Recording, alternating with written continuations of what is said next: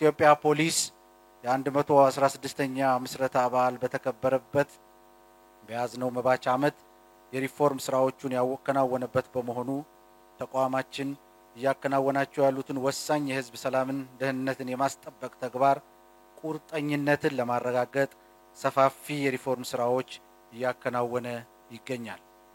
ክቡራንና ክቡራት፣ የአማራ ክልል ፖሊስ ከተቋቋመበት ጊዜ አንስቶ በክልሉ ውስጥ ሰላምና ደህንነት ለማስጠበቅ የክልል ህገ መንግስታዊ ስርዓት እንዲከበር ቀን ከሌሊት ሰርቷልም እየሰራ ይገኛል። ባለፉት ጥቂት ዓመታት የክልላችን ሰላም በጽንፈኛ ቡድኖች ህገወጥ ድርጊት በሰው ህይወት አካልና ንብረት ላይ ቀላል የማይባል ጉዳት ደርሷል። የክልሉ የልማት ፕሮጀክትም ችግር ውስጥ ገብተዋል። ሆኖም የክልሉ መንግስት በወሰደው ቁርጠኛ አመራር በጀግናው የሀገር መከላከያ ሰራዊት በፌደራልና በክልሉ የጸጥታ ኃይሎች ተቀናጅተው በወሰዱት ህግ የማስከበር ስራ አንጻራዊ ሰላም የሰፈነ ሲሆን በቀጣይም ክልሉ በዋናነት ያቀደውን የ25 ዓመት ስትራቴጂክ እቅድ እንዲከወን ቀሪ የህግ ማስከበር ስራዎችን ጠንክረን በመስራት የክልላችን ህዝብ ሰላምና ደህንነት ማረጋገጥ ይጠበቅብናል። ክቡራንና ክቡራት፣ ባለፉት ዓመታት በተለያየ ጊዜያት የክልሉ ፖሊስ ተቋማዊ ሪፎርም ያካሄዱ ቢሆኑም ሪፎርሙን በበቂ ሁኔታ ከመፈጸም አንጻር የነበሩትን ውስንነቶች ያጋጠመውን የጸጥታ ችግር ተደምሮ በቁልፍ የተቋሙ ችግሮች ዙሪያ ውጤታማ እንዳይሆን አድርገውታል። እነዚህን ችግሮች የተረዳው የክልሉ መንግስት ሁሉን አቀፍ ሪፎርም እንዲሰራ ኮሚቴዎችን በማዋቀር የሚያስፈልጉ ግብዓቶችን በመፍቀድ እንዲሁም ሂደቱን በመከታተል ሪፎርሙ ውጤታማነትና የላቀ ድርሻ እንዲይዝ አበርክቶ አድርጓል። ምክትል ጠቅላይ ሚኒስትር ክቡራንና ክቡራት፣ ታላቁ ህዳሴ ግድብ በተመረቀ ማግስት የሪፎርም ቀን ስናከብር ትልቅ ደስታና ሐሴት ይሰማናል። ፖሊስ ሞያ፣ አሰራር፣ ተጠሪነት፣ አደረጃጀትና በሪፎርሙ የተመለሱ የፖሊስ ስታንዳርድና ጥቅማጥቅሞች የክልሉ መንግስት እና አስተዳደር ምክር ቤቱና ካቢኔው ውሳኔ አለማመስገን ንፉግነት ነውና ማመስገን ፈልጋለሁ። የአሰራር ነፃነት እንዲኖረው ፖሊስ ዶክትሪን የተከተለ እንዲሆን ተጠሪነቱ ለክልሉ ምክር ቤት ቀርቦ የክልሉ ርዕሰ መስተዳድር ተጠሪ እንዲሆን መደረጉ የፖሊስ ሙያ ላይ ከፍተኛ አዎንታዊ አስተዋጽኦ አበርክቷል።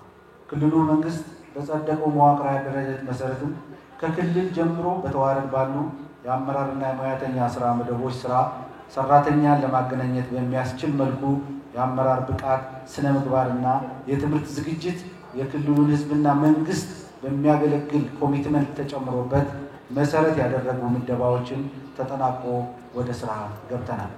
የተደራጁ ወንጀሎች፣ ጸረ ሰላም ኃይሎች በራሳችን አቅም ለመከላከል ለመቆጣጠር የሚያስችል የአድማ መከላከል፣ የፈጥኖ ደራሽ፣ የመሰረተ ልማት ጥበቃ፣ ኢንዱስትሪና የጀልባ ላይ ጥበቃ ፖሊስ በማደራጀት የወንጀል መከላከል ተግባራችንን ከምን ጊዜውም በተለየ መንገድ ለማከናወን መደላድል ተፈጥሯል።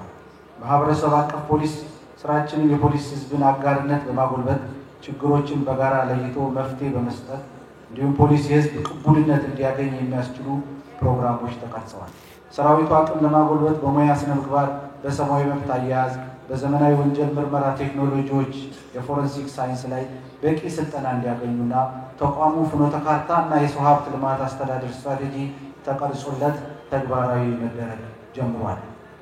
ተቋማዊ ሪፎርሙ ምቹ የስራ አካባቢ እንዲኖር ለማድረግ የክልሉ መንግስት ባደረገው ልዩ ድጋፍ ባለ 7 ወለል ህንፃ ተረክበን አስፈላጊውን ስራ ጀምረናል።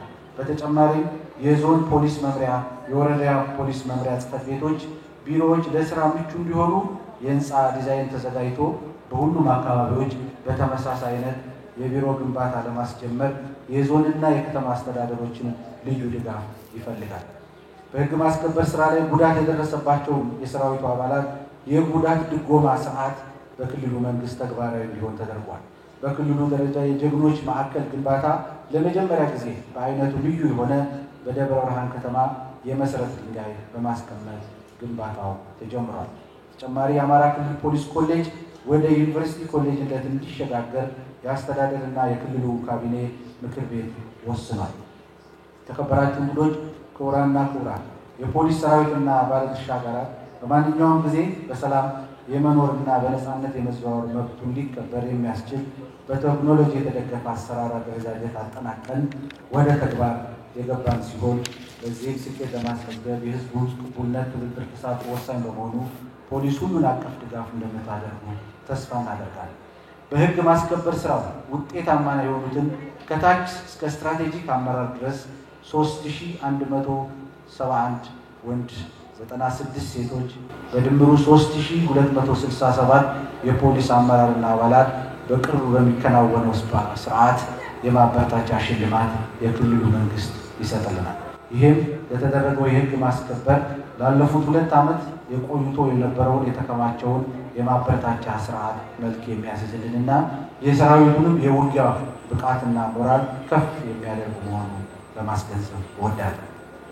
አጋር አካላት የፖሊስ ተቋም ያደረጋችሁልን ድጋፍ አክብሮቴን የገለጽኩ፣ በመጨረሻም ለሪፎርማችን ስኬታማ ጉልህ ድርሻ ለነበራቸው ለክቡር ምክትል ጠቅላይ ሚኒስትር አቶ ተመስገን ጥሩነህ፣ ለክቡር ጀነራል አበባው ታደሰ፣ ለሀገር መከላከያ ከፍተኛ ጀነራል መኮንኖች፣ የፌዴራል ፖሊስ ማኔጅመንት፣ የክልሉ ከፍተኛ አመራሮች፣ የብሔራዊ መረጃና ደህንነት፣ ለአርቲፊሻል ኢንተለጀንስ፣ ለክልል ፖሊስ ኮሚሽን ባለሀብቶች እንዲሁም ፖሊስ ስራ አይተኬ ሚና ላላቸው ለመላው የአማራ ክልል ህዝብ በእኔና በአማራ ክልል ፖሊስ ሰራዊት ስም ከፍ ያለ ምስጋናን አቀርባለሁ። በጀግንነት መጠበቅ፣ በሰብአዊነት ማመስገን። አመሰግናለሁ።